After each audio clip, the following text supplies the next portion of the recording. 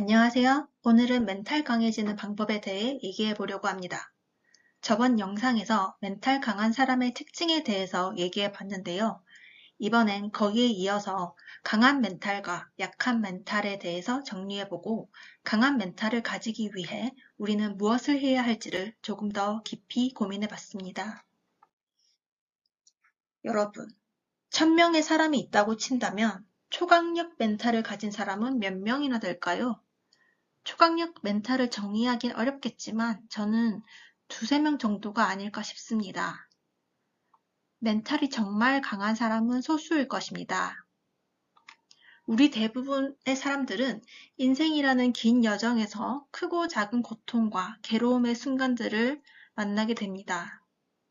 흔히들 말하는 멘탈 털리는 상황이 많습니다. 이 멘탈 털리는 다양한 상황에서 어떤 사람은 너무나도 괴로워하고 좌절하는 반면 어떤 사람은 어떻게 저걸 극복하지 싶은 사람들이 있습니다. 우리는 좌절하는 루저가 되기보다는 성공하는 위너가 되고 싶기에 내가 멘탈이 강해서 생존력이 뛰어난 사람이길 원합니다.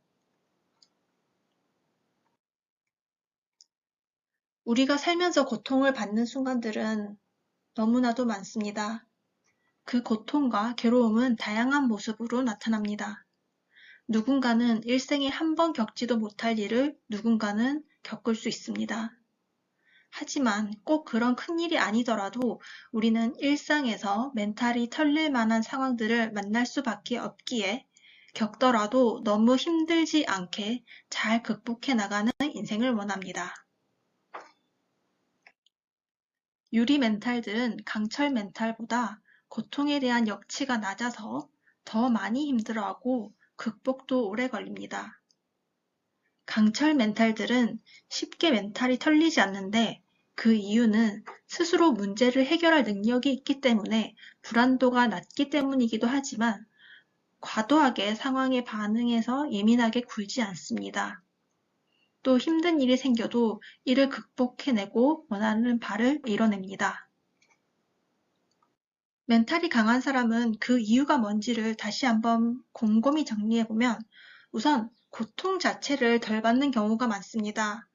아주 불가항력적인 고통을 받게 되는 경우를 제외하고 사소한 멘탈 털림은 최대한 안 받으려고 합니다. 유리 멘탈들은 상대방의 표정 변화에도 이를 과도하게 확대 해석해서 스트레스를 받는 반면 강철 멘탈들은 그런 것에 최대한 스트레스를 받지 않으려고 합니다. 그래서 최대한 긍정적으로 생각하거나 개인적으로 받아들이지 않습니다. 그냥 그러려니 합니다. 고통스러운 일이 생겼을 때도 강철 멘탈인 사람들은 덜 고통받는데 이는 실질적으로 스스로에 대한 자신감이나 문제를 해결하고 도와줄 자원들이 있기 때문이기도 합니다. 그래서 우리는 이런 것들도 준비가 되어 있어야 멘탈이 덜 털리게 되는 것입니다.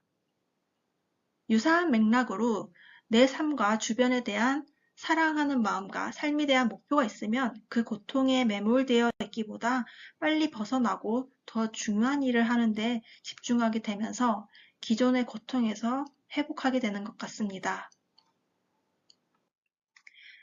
얘기하다 보니 마치 멘탈이 털리는 것이 나쁜 것처럼 얘기가 되는데 사실 우리는 고통을 느낄 수밖에 없도록 설계되어 있습니다. 하지만 남들보다 과도하게 고통스럽거나 너무 오래 고통스럽고 싶지 않기에 우리는 멘탈을 강화하고 싶은 것입니다. 그래서 우리는 우리의 삶을 잘 운영하는 주인공이 되어야 하니까요. 강한 멘탈과 약한 멘탈에 대해 정리는 되었고, 그러면 강해지려면 어떻게 해야 하느냐로 마무리하겠습니다. 우선 바로 할 수 있는 일은 태도 변화를 통해 가급적 사소한 것들에 대해서는 덜 고통받도록 하는 것입니다. 내가 부딪히는 상황에 대해 긍정적으로 해석하고 타인에 대한 과도한 기대나 눈치 보기를 지양하고 부정적 해석을 덜 해야 덜 고통스러울 것입니다. 그리고 조금 시간은 걸리겠지만 우리는 고통스러운 상황에서 잘 회복할 수 있도록 다양한 힘을 키워둬야 합니다. 그것은 내 체력일 수도 있고 주변의 사람일 수도 있고 돈일 수도 있습니다. 어떤 사람에게는 종교일 수도 있겠습니다. 내가 힘들 때 내가 극복할 수 있는 이유가 되는 인생 목표가 존재하는 것도 도움이 될 것 같습니다. 여러분은 멘탈 강화를 위해 어떤 것이 또 좋은 방법이라고 생각하시나요? 제가 말씀드린 것과 다른 의견이 있으면 댓글에 남겨주세요. 감사합니다.